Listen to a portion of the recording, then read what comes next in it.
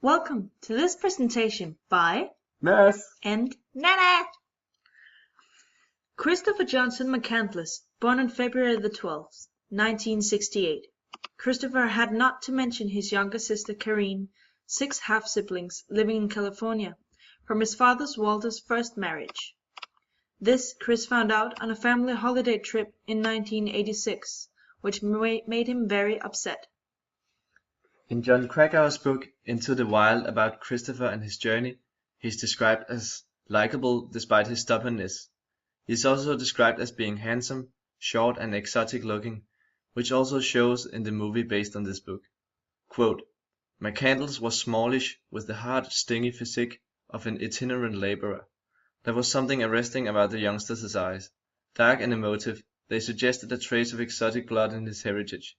Greek, maybe. Or Chippewa, an Indian tribe, just so you know, and conveyed a vulnerability that made Westerberg want to take the kid under his wing. End of quote. Westerberg was the farmer. The book also describes Christopher's feelings and opinions about the government. Quote, Hell no, Alex scoffed. How I feed myself is none of the government's business. Fuck their stupid rules.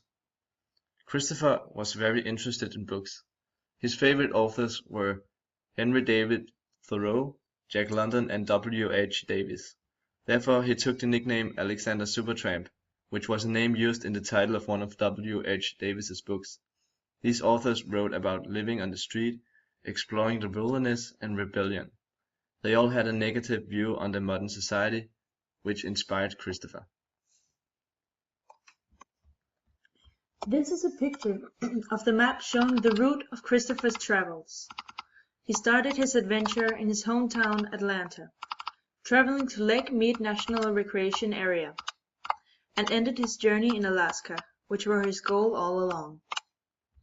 His journey lasted about 21 months, which is about 2 years. Christopher Johnson McCandless died at the age of 24 on August 1992. Our opinion about the movie. We both found the movie very entertaining and thought it gave us a better understanding of Christopher McCandless' travels.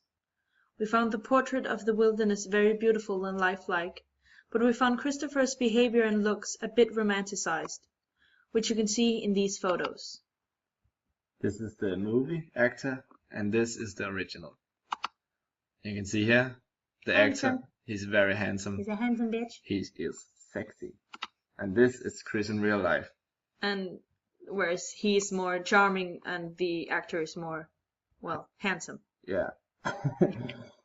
So, oh, and you can also see it on Ron, his old friend. Well, that's not a picture from the movie, but we thought it was a great picture. Yeah, you can he's see Superman. The actor, he's very looks really good. And, he's beautiful. And this is the old man in real life. Not really. And we don't know if it's the real picture. We just found it on some shitty Tumblr site. So it might not be him. It might be him. We just thought it was beautiful, so we had to. Beautiful. This is what old men look like in real life. Just so you know. Hello. Running with horses. Yeah. Oh. The movie is not a practical guide to the American wildlife, but more a drama where the focus is on the characters and their development. Christopher inspires everyone he meets, and all the girls seem to fall in love with him. Christopher is like an alternative to the modern man, who focuses on other things than success and having a pretty facade. Christopher was actually traveling when grunge was becoming a big cultural movement in music and lifestyle. Grunge is actually about not caring about how you appear, not showering, and listening to bands like Nirvana and Pearl Jam. So Chris's dirty wildlife look was actually really attractive at that time. The vocalist from Pearl Jam, Eddie Vedder, made the music for the movie, so you can say there is some kind of connection between the movie and the grunge movement. You can see him here. Eddie Vedder. Very, very good singer. Yeah. A few people besides Christopher went into the wild to live in tranquility in a remote place away from society. Two of them were the Danish brothers Eske and Rane Willerslev, who lived together in Siberia in the early 90s for a few years. Both brothers were dropouts, but got a great deal of success and a good education later on in life, as professors at the University of Copenhagen. They made a lot of observations for anthropologic research that they could use later on for scientific purposes. Another adventurer who went into the wild, and assumably still is Simon Nygaard Espersen, a Danish man in his mid-20s who went into the wilderness of Norway a couple of years ago.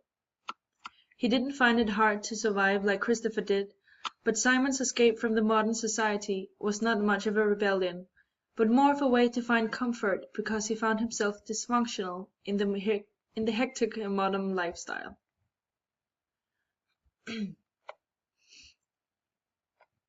Christopher inspired a lot of people.